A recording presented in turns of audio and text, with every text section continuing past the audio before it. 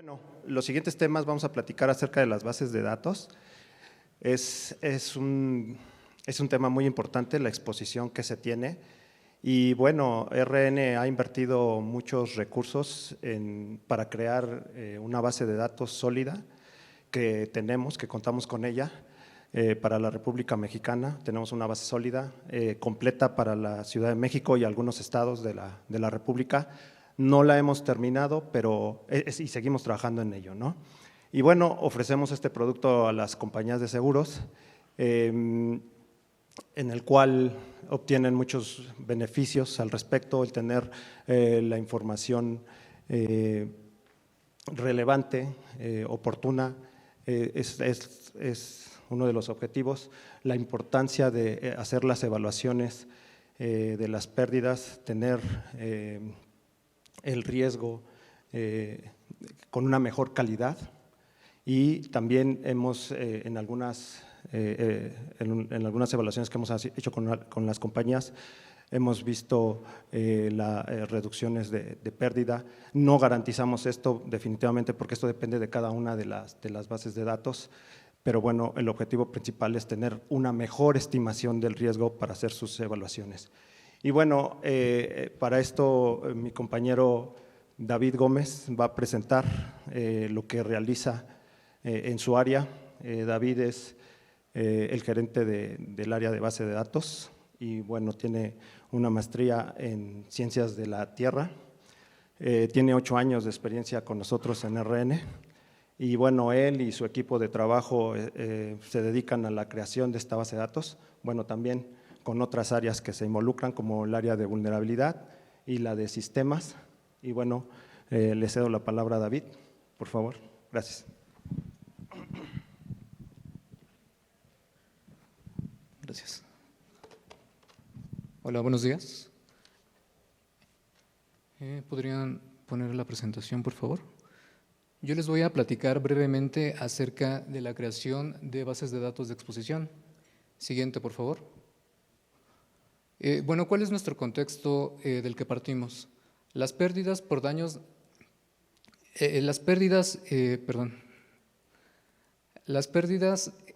por amenazas naturales son cada vez más relevantes para las aseguradoras. Los pagos se han disparado en los últimos años, abarcando cada vez una mayor cantidad y diversidad de giros y activos, De acuerdo con Swiss Re, en 2022 las pérdidas por daños naturales ascendieron a $125 billones, lo cual representa un incremento significativo respecto al promedio en el último lustro y la última década. Siguiente, por favor. Ante este escenario, para las aseguradoras cada vez es más necesario contar con mayor y mejor información de sus carteras de exposición.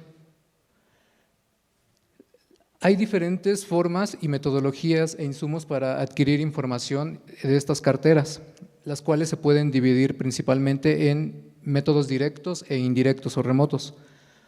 Las inspecciones directas representan la forma más completa y de conseguir información detallada, por ejemplo, de inmuebles. Sin embargo, tienen la desventaja de que requieren una inversión significativa de recursos económicos y humanos y están limitados a una menor adquisición de estos activos en un periodo.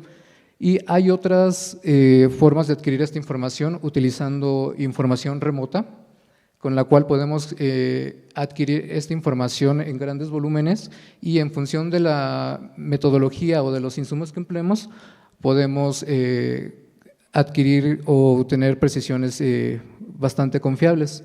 De acuerdo con cálculos hechos por RN, el cálculo o la inspección directa de un edificio por un ingeniero en sitio ronda alrededor de 8,000 pesos.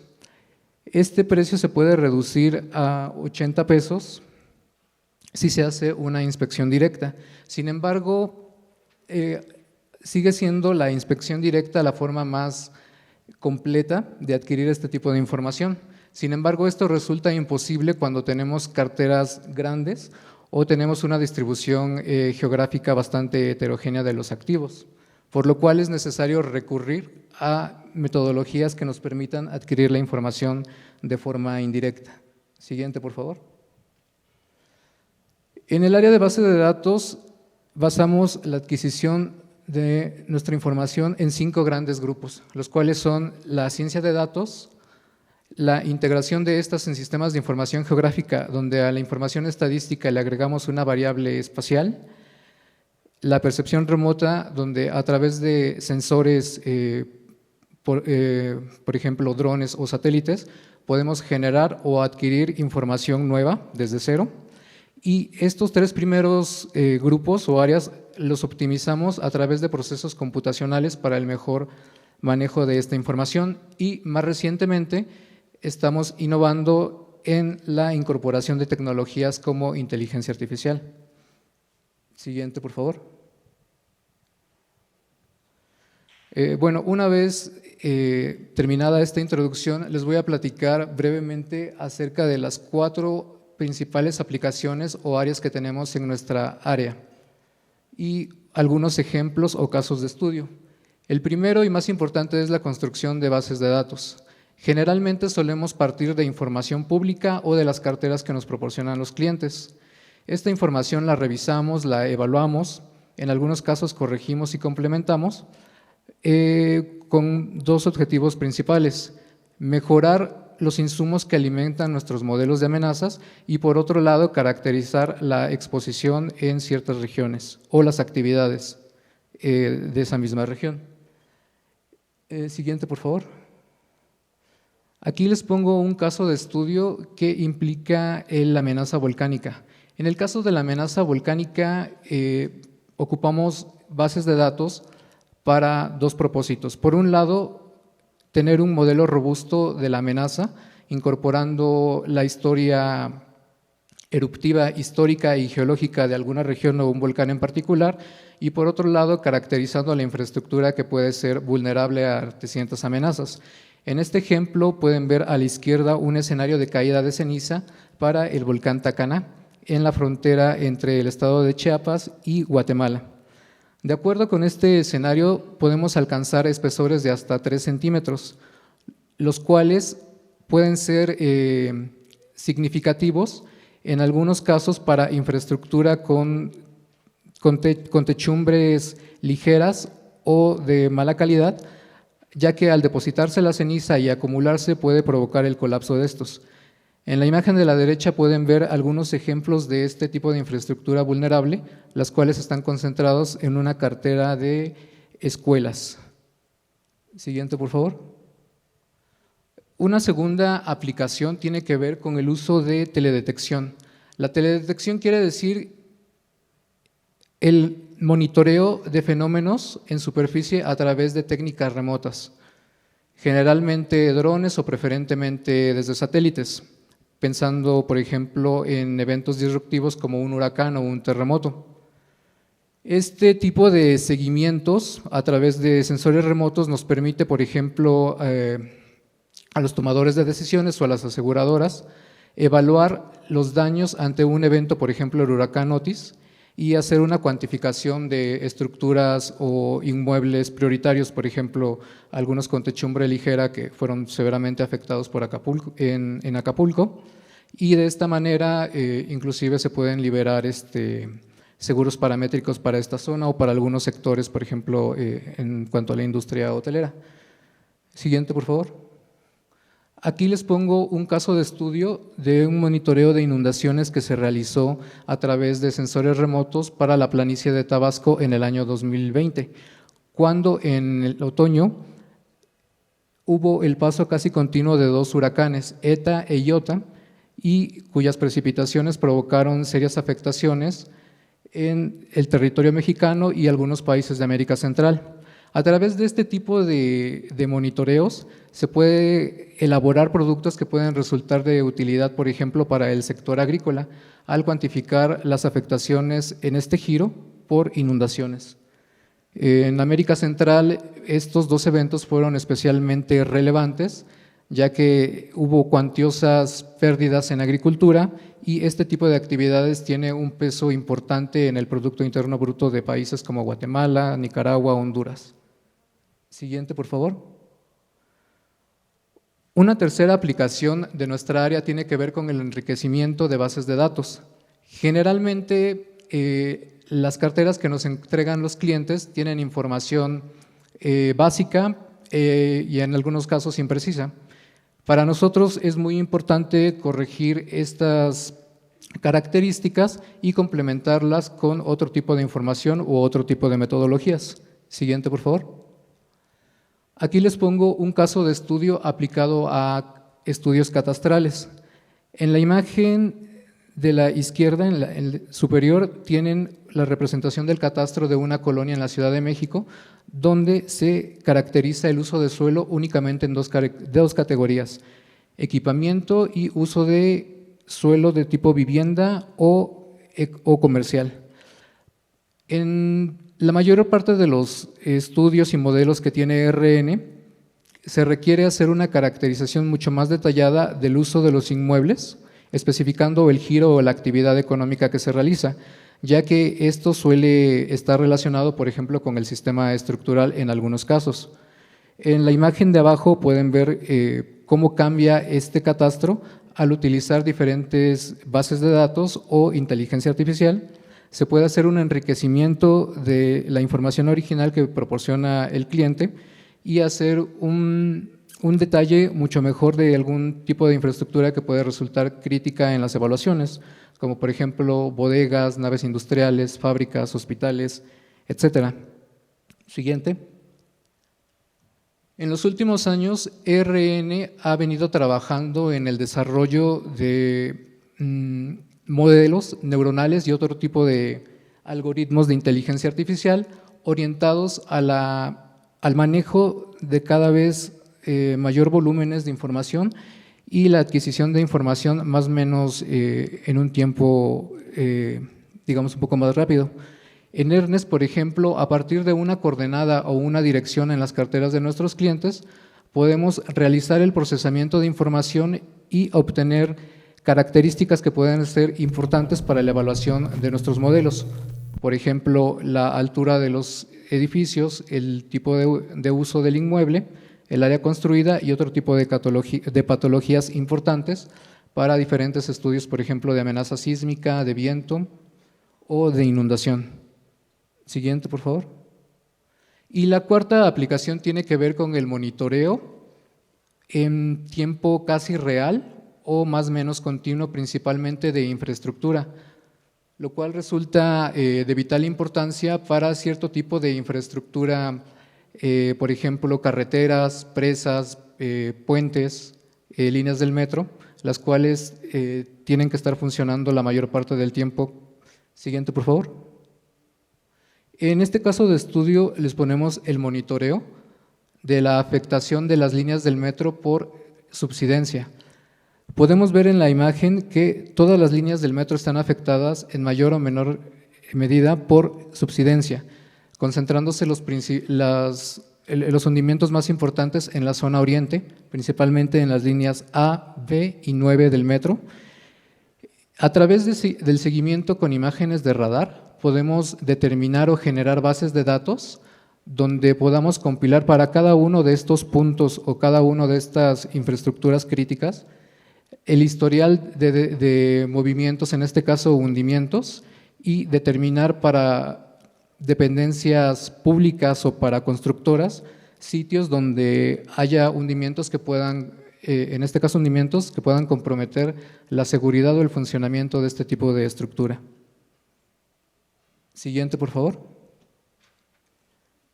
Bueno, finalmente, como conclusiones, en los últimos años han cambiado los patrones de pérdidas, principalmente por amenazas naturales, lo cual implica el pago cada vez mayor de las pólizas para las aseguradoras. Esto hace necesario que las bases de datos de exposición cada vez tengan que ser mucho más precisas y detalladas, y a la vez la aparición de nuevas tecnologías y metodologías nos permite identificar algunas áreas de oportunidad, por ejemplo, el uso de inteligencia artificial o el monitoreo de algunos fenómenos con técnicas remotos para minimizar riesgos en el sector asegurador. Y finalmente comentar que en RN estamos trabajando en la innovación de algunos productos y tecnologías como es el uso de inteligencia artificial para la generación de nuestras bases de datos. Y de mi parte sería todo. Sí, gracias. No sé si alguien tenga preguntas por allá, si me apoyan. Gracias, David. Gracias, David. Muy interesante. Tengo una pregunta alrededor de la sensibilidad de los modelos y la conexión con la creación de base de datos o el enriquecimiento de la base de datos, porque vemos muchos de estos modelos catastróficos que prácticamente después de cierto nivel de data que se le incluye, la sensibilidad a las pérdidas tienden a ser no tan fuertes. En este caso, creo que Emilio Berni habló un poco de la vulnerabilidad a los techos, los vientos y la fachada en el caso de Otis. Me gustaría entender un poco más esa conexión entre enriquecer más digamos que el beneficio-costo de enriquecer la base de datos versus la sensibilidad del modelo de ERN. Sí. Creo que un ejemplo interesante para tu pregunta sería la aplicación de este tipo de tecnologías para la caracterización de vivienda en áreas, por ejemplo, la costa de California, donde son cada vez más frecuentes los incendios forestales. A través de este tipo de tecnologías que implican, por ejemplo, ya el uso de drones, se puede determinar, por ejemplo, la cercanía a fuentes combustibles, cuerpos de agua, la pendiente del terreno, y de esta manera se puede calcular con mayor precisión la prima, por ejemplo, en este caso de la vivienda ante un fenómeno como el incendio forestal, lo cual también puede ayudar a la aseguradora a tomar decisiones sobre la conveniencia de entrar en estas zonas o no.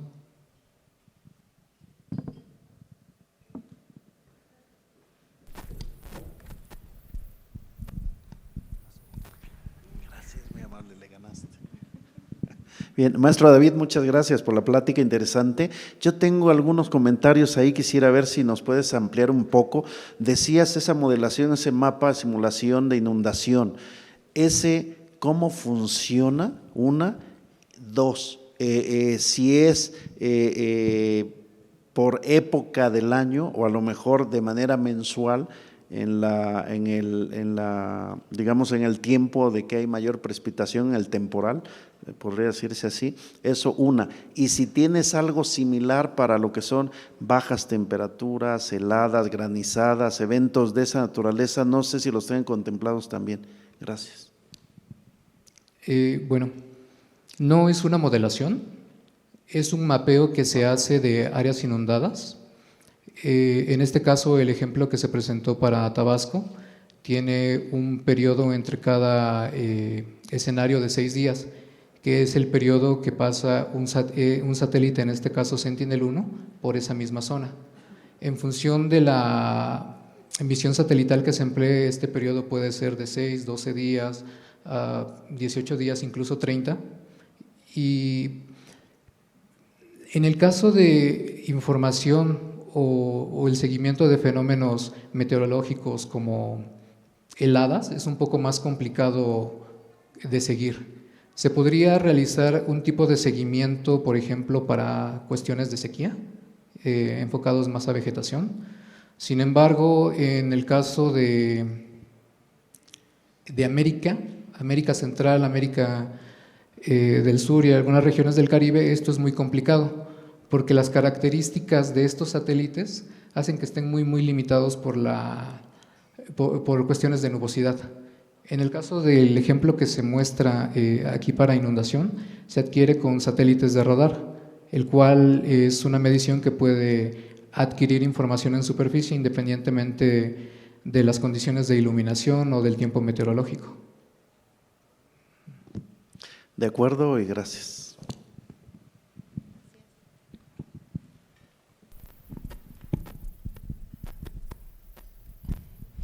Gracias, David, por la presentación. Soy Israel Avilés, nuevamente de Guy Carpenter.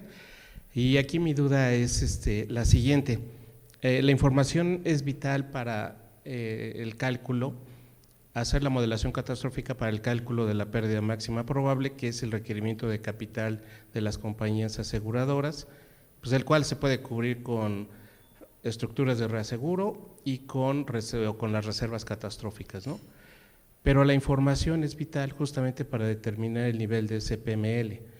Mi duda es si con esta generación de bases de datos que ustedes realizan ayudan a las compañías de seguros a optimizar ese cálculo del PML, el cual puede ser mayor o menor que el que actualmente se presenta, dada esta mayor precisión que estás mostrando en la generación de las bases de datos, y si ellos pueden regresar a calcular nuevamente sus pérdidas máximas probables para tener el impacto preciso que se requiere de capital dentro de las instituciones, y si ustedes retroalimentan a las compañías precisamente para optimizar esas bases de datos, que como vemos en los sistemas existen variables obligatorias de datos y variables opcionales, pero muchas veces las variables opcionales mueven esa pérdida máxima probable dentro de las instituciones. ¿Qué tanto apoyan ustedes a ese con esta generación de bases de datos que comentas? Creo que es una retroalimentación mutua, porque por un lado nosotros requerimos que las carteras que nos entregan los clientes cumplan ciertas características, principalmente en lo que tiene que ver en cuanto a la ubicación. Por ejemplo, si nos entregan una coordenada o nos entregan una dirección, que ésta sea ubicable para nosotros, y en función de esta ubicación nosotros podemos complementar esa base de datos con una cantidad, digamos, variable, depende también de la región, y lo cual puede implicar un cambio en el cálculo de primas.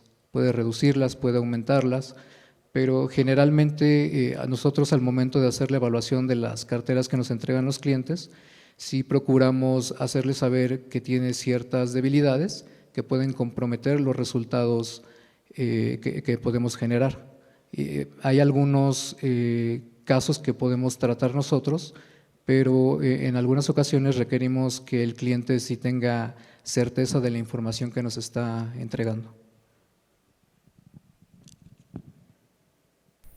¿Alguien más? No. Ok. Bueno, muchas gracias, David.